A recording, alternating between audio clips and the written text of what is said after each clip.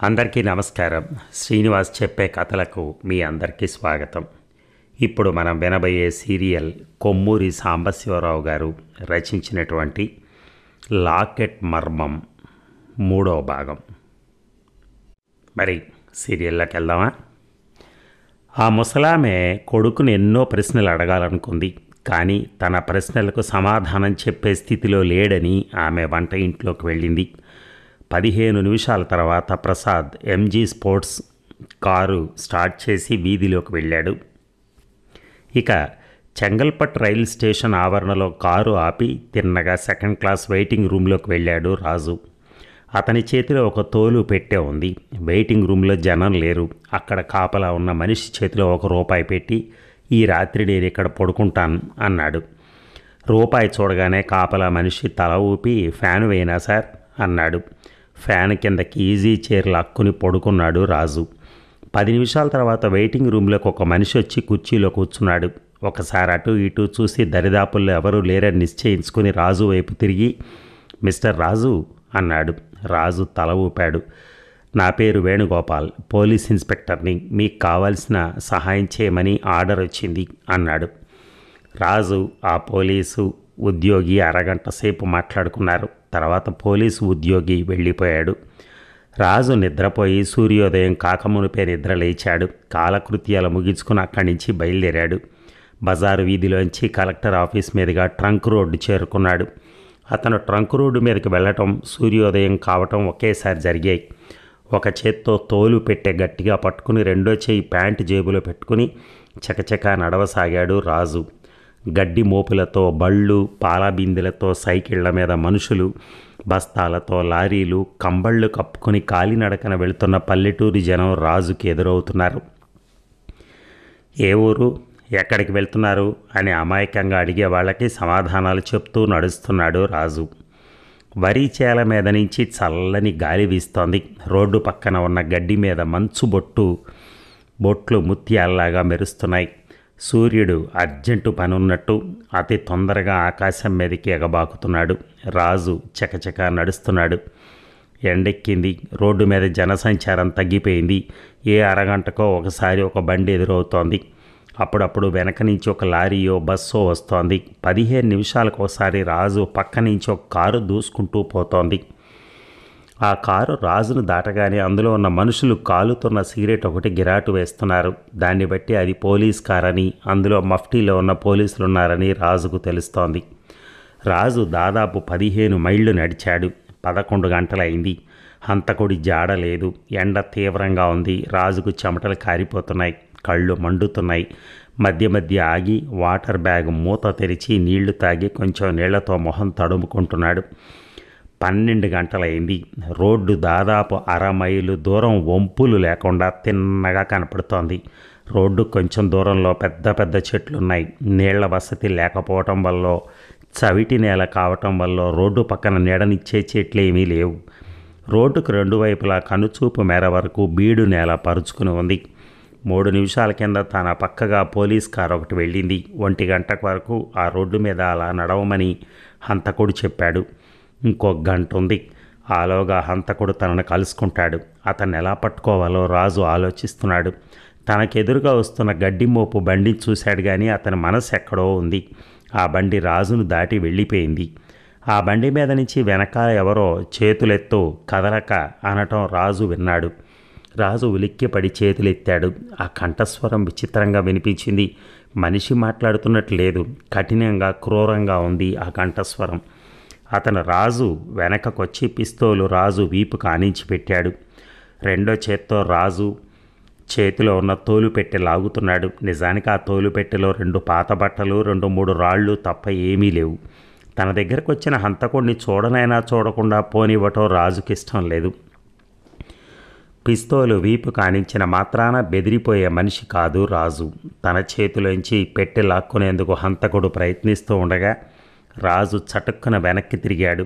రాజు ఎప్పుడైతే వెనక్కి తిరగడానికి ప్రయత్నించాడో ఆ క్షణంలోనే పిస్తోలు పేలింది. ఢామ్ అని చప్పుడైంది. పిస్తోల్లోంచి పొగొచ్చింది. హంతకుడి చేయి అదిరిపోయింది. రాజు కింద పడిపోలేదు. సింహంలాగా హంతకుడి మీదకి ఉరికాడు. ఒక క్షణం పాటు హంతకుడు నిశ్చేష్టుడైపోయాడు. పిస్తోలు పేల్చినా సరే అపాయం లేకుండా రాజు లోపల ఉక్కు కోటు వేసుకున్నాడని హంతకుడికి తెలియదు. గుండు ఆ బుల్లెట్ ప్రూఫ్ కోటుకు తగిలి కింద పడిపోవటం హంతకుడు చూడలేదు. క్షణంలో తేరుకుని పిస్తోలు వెనక్కి తిప్పి తన మీదకు ఉరికి వస్తున్న రాజుని తల మీద గట్టిగా కొట్టాడు. రాజు కుప్పగా నేల మీద కూలాడు. హంతకుడికి ముచ్చెమట్లు పోశాయి. అతను జేబు రుమాలతో చెమట తుడుచుకుంటూ రాజు చేతిలో ఉన్న తోలు పెట్టే తీసుకున్నాడు.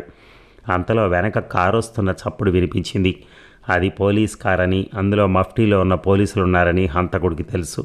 ఒక్క క్షణం ఆలస్యం చేస్తే సూటిగా వంపులు లేకుండా ఉన్న రోడ్డు మీద తనను వాళ్ళు పట్టుకోవటం కష్టం కాదు. హంతకుడు పరిగెత్తి ఒక చెట్టు వెనకాల దాక్కున్నాడు. నల్లని ఆస్టిన్ కారు 30 మైళ్ళ వేగంతో వచ్చి రాజు పడి ఉన్న చోట సడన్ బ్రేక్ వేసి చప్పున ఆగింది. డ్రైవర్, ఓ పోలీసు ఉద్యోగి చేతుల్లో పిస్తోళ్లు పట్టుకుని కారులోంచి దిగారు. రోడ్డు రెండు వైపులా చూసి రాజును సమీపించారు. హంతకుడు అదంతా చెట్టు వెనక నుంచి గమనిస్తూనే ఉన్నాడు. డ్రైవరు, పోలీసు, ఉద్యోగి ఏదో మాట్లాడుకుంటున్నారు. అది హంతకుడికి వినపట్టం లేదు. వాళ్ళిద్దరూ వంగి రాజును పరీక్ష చేసి లేచి నిలబడ్డారు. వాళ్ళ వీపులు హంతకుడు వైపున్నాయి. 2 చేతులతో 2 పిస్తోళ్లు పట్టుకుని వాళ్ళ మీదకి గురి చేశాడు హంతకుడు. మీట నొక్కగానే ఢామ్ అని పెద్ద చప్పుడైంది. కట్టె విరిగినట్టు పోలీసు ఉద్యోగి, డ్రైవరు నేల కూలారు. ఇక ట్రాఫిక్ అండ్ లైసెన్సింగ్ డిపార్ట్మెంట్లో పనిచేస్తున్న ఒక స్నేహితుడు ఒకడు తండియార్పేటలో ఉంటున్నాడని ప్రసాద్కి జ్ఞాపకం వచ్చింది. కారు తండియార్పేట వైపు నడపడం ప్రారంభించాడు. ఆ దుర్మార్గులకు తన ఇల్లు ఎలా తెలిసిందా అన్న సంశయం ఇంకా ప్రసాద్ను కలవరపెడుతోంది.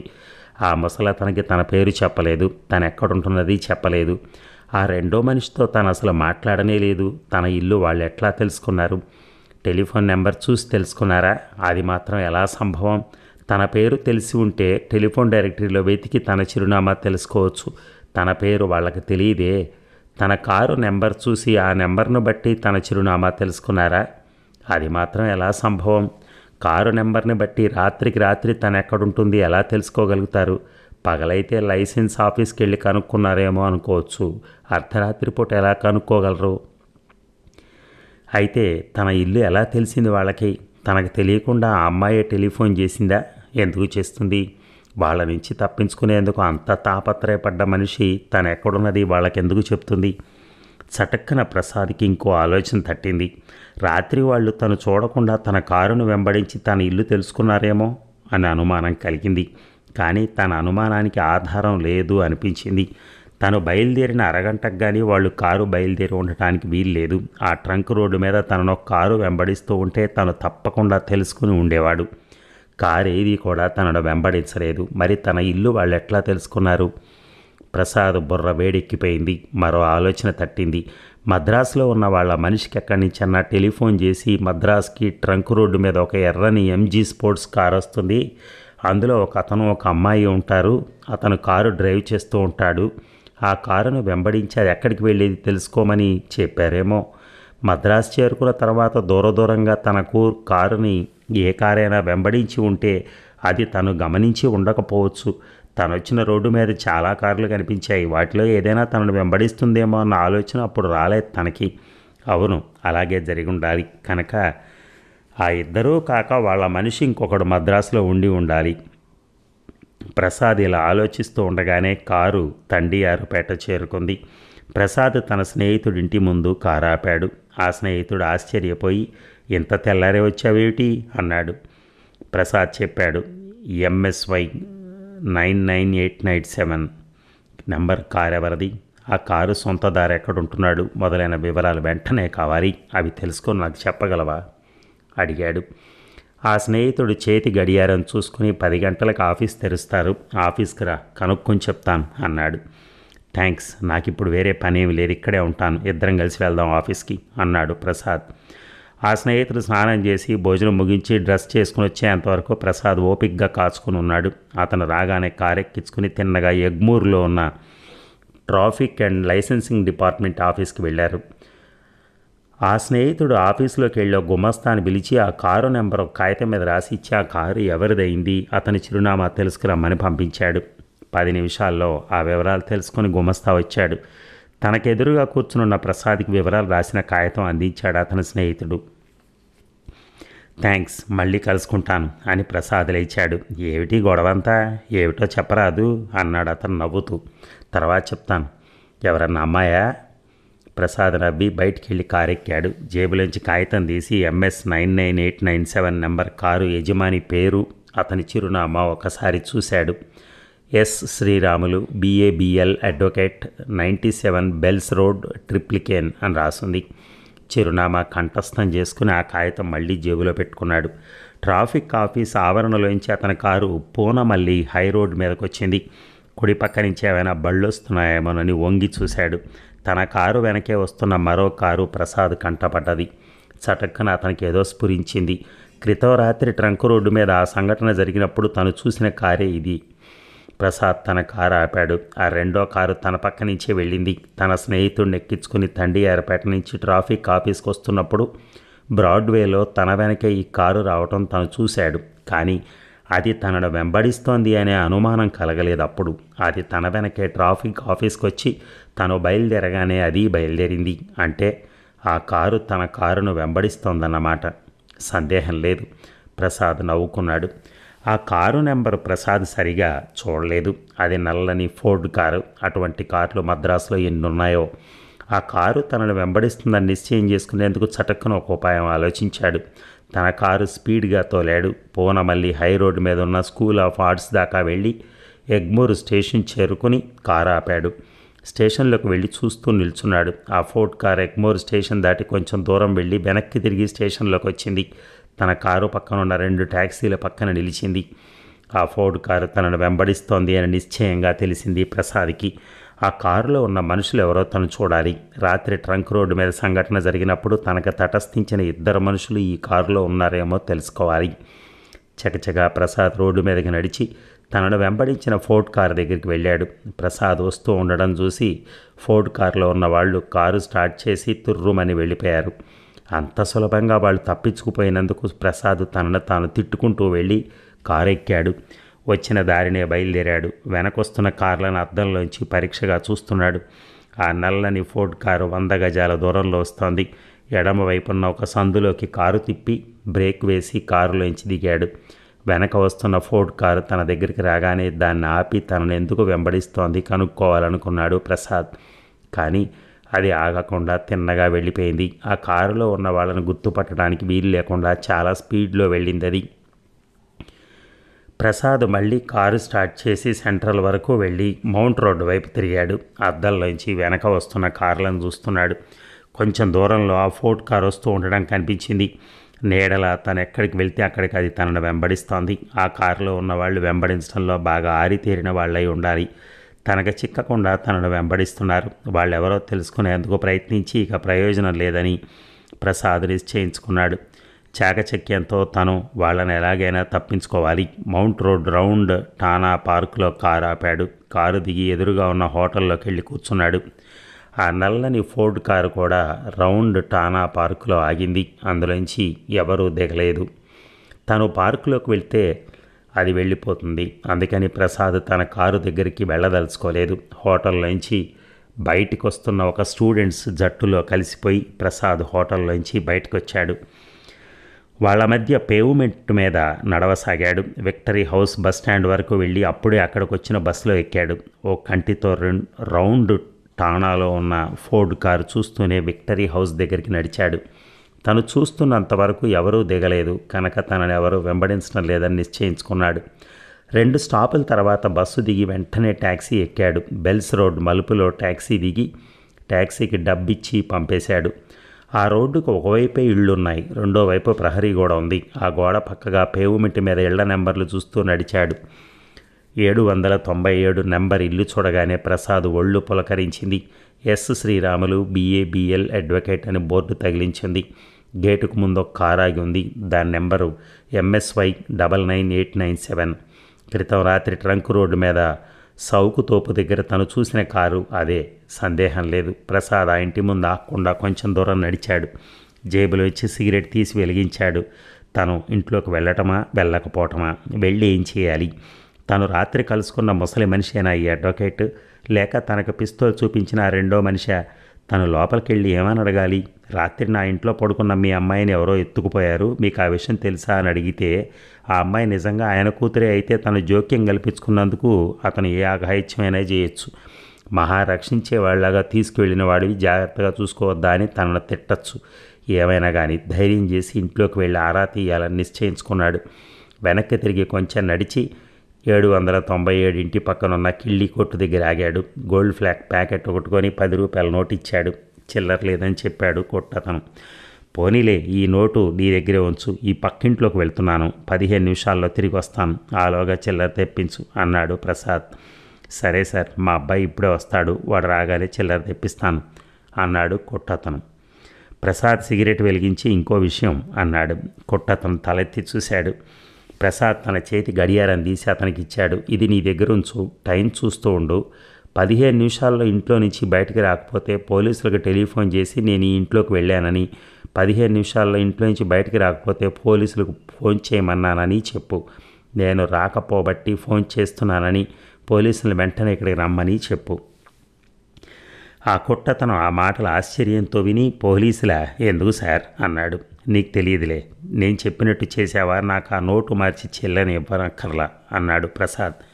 పోలీసులు ఎందుకు సార్? 15 నిమిషాలు చూసి మీరు రాకపోతే నేనే ఇంట్లోకి వచ్చి కనుక్కుంటాను అన్నాడు కొట్టతను. వద్దు, దయచేసి నేను చెప్పినట్టు చెయ్యి అన్నాడు ప్రసాద్. సరే సార్, మీ ఇష్టం అన్నాడు కొట్టతను. ప్రసాద్ ధైర్యం చేసి ఇంట్లోకి వెళ్ళాడు. ఇక Chengalpattu government hospital special ward వసారాలో డిటెక్టివ్ యుగంధర్, ఇన్స్పెక్టర్ స్వరాజ్యరావు పచారులు చేస్తున్నారు. క్షణక్షణానికి ఇద్దరు చేతి గడియారాలు చూసుకుంటున్నారు. బేసిన్లు, బ్యాండేజ్ గుడ్డలు, ఆపరేషన్ పనిముట్లు పట్టుకుని తెల్లని గౌన్లు వేసుకున్న నర్సులు చకచక వసారాలో నడుస్తూ ఒక గదిలోకి వస్తున్నారు. ఆ గదిలోంచి బయటికి ఎవరు వస్తున్నా ఇన్స్పెక్టర్ యుగంధర్ ఆశతో వాళ్ళ వంక చూస్తున్నారు. కానీ నర్సులు మాట్లాడకుండా తమ పనుల మీద వెళ్ళిపోతున్నారు. 10 నిమిషాలు అయిన తర్వాత గది తలుపు తోసుకుని సర్జన్ వసారాలోకి వచ్చాడు. స్వరాజ్యరావు, యుగంధర్ ఒక్క గంతులో సర్జన్ దగ్గరికి వెళ్ళారు. వాళ్లే ఏ ప్రశ్న అడక్కముందే సర్జన్, మిస్టర్ యుగంధర్, మీ అసిస్టెంట్ రాజు ఇంకో 10-15 నిమిషాల్లో కళ్ళు తెరుస్తాడు, ప్రమాదమేం లేదు, తల మీద గట్టి దెబ్బ తగిలిందంతే, 1-2 రోజులు పూర్తి విశ్రాంతి తీసుకుంటే చాలు అన్నాడు. సబ్ ఇన్స్పెక్టరు అడిగాడు యుగంధర్. సర్జన్ పెదమ విరిచి టేబుల్ మీదే పోయాడు అన్నాడు. స్వరాజ్యరావు కళ్ళు నిప్పులు కక్కాయి. ఒక సబ్ ఇన్స్పెక్టరు, ఒక కానిస్టేబుల్ పోయారు. ఇద్దరికీ 10 ఏళ్ల సర్వీస్ ఉంది. కళ్ళు మూసుకుని ప్రమాదంలోకి నడిచారు. యుగంధర్, పోలీసు ఉద్యోగులనే హత్య చేస్తున్న ఈ హంతకుడిని ఊరెక్కించే వరకు నేను నిద్రపోనన్నాడు ఆవేశంతో. యుగంధర్ స్వరాజ్యరావు భుజం మీద చేయి వేశాడు. రాజుని కాపాడటంలో ఆ ఇద్దరూ తమ ప్రాణాలు బలిచ్చారు. వాళ్ళని హత్య చేసిన ఆ రాక్షసుని పట్టుకోవటానికి నేను మీతో పాటు పడతాను అన్నాడు యుగంధర్ గంభీరంగా. సర్జను, నర్సులు వెళ్ళిపోయారు. వసారాలో యుగంధర్, ఇన్స్పెక్టర్ మాత్రం మిగిలారు. రాజు బుల్లెట్ ప్రూఫ్ ఉక్కు కోటు వేసుకుని ఉండనట్టయితే అతన్ని కూడా హంతకుడు పొట్టన పెట్టుకునేవాడు. ఆ సమయానికి పోలీసులు వస్తూ ఉండడం చూసి పారిపోయి దాక్కున్నాడు. పోలీసులు కారు దిగి రాగానే వాళ్ళని పిస్తోల్తో కాల్చి పోలీస్ కారెక్కి పారిపోయాడు అన్నాడు ఇన్స్పెక్టర్. యుగంధర్ తల ఊపాడు. రాజుకు స్పృహ వచ్చిన తర్వాత హంతకుడి గురించి ఏమైనా చెప్పగలడేమో అన్నాడు. అంతలో ఒక నర్సు వచ్చి రాజు కళ్ళు తెరిచాడని, యుగంధర్ను అడుగుతున్నాడని చెప్పింది. వెంటనే యుగంధర్, స్వరాజ్యరావు రాజున్న గదిలోకి వెళ్ళారు. తలకి కట్లతో మంచం మీద పడుకొని తలుపు వైపే చూస్తున్నాడు రాజు. యుగంధర్ని చూసి బలహీనంగా నవ్వాడు. నేను బతికే ఉన్నానన్నమాట. థ్యాంక్స్ ఇన్స్పెక్టర్, మీ పోలీసులే నన్ను రక్షించి ఉండాలి అన్నాడు రాజు. ఇన్స్పెక్టర్ నవ్వలేదు. అవును, మా పోలీసులే నేను రక్షించారు, కానీ రక్షించడంలో 2 పోలీసులు బలయ్యారు అన్నాడు. అంటే? రాజు లేచి కూర్చోబోయాడు. పడుకో, చెప్తాను అన్నాడు యుగంధర్. పోలీస్ కారు ఒకటి రాజు పడి ఉన్న చోటుకొచ్చి అతని పక్కన పడున్న 2 పోలీసులను ఆసుపత్రికి తీసుకొచ్చిందని, సరిపోయిన 2 పోలీసులు వచ్చిన కారు ఎక్కి హంతకుడు 2 మైళ్ళు వెళ్ళి ఒక చెట్టు కింద ఆగి దాన్ని అక్కడ వదిలేసి పారిపోయాడని ఇన్స్పెక్టర్ చెప్పాడు. మరి ఈ భాగం ముగిద్దామా? మళ్ళీ రేపు కలుద్దాం. Thank you.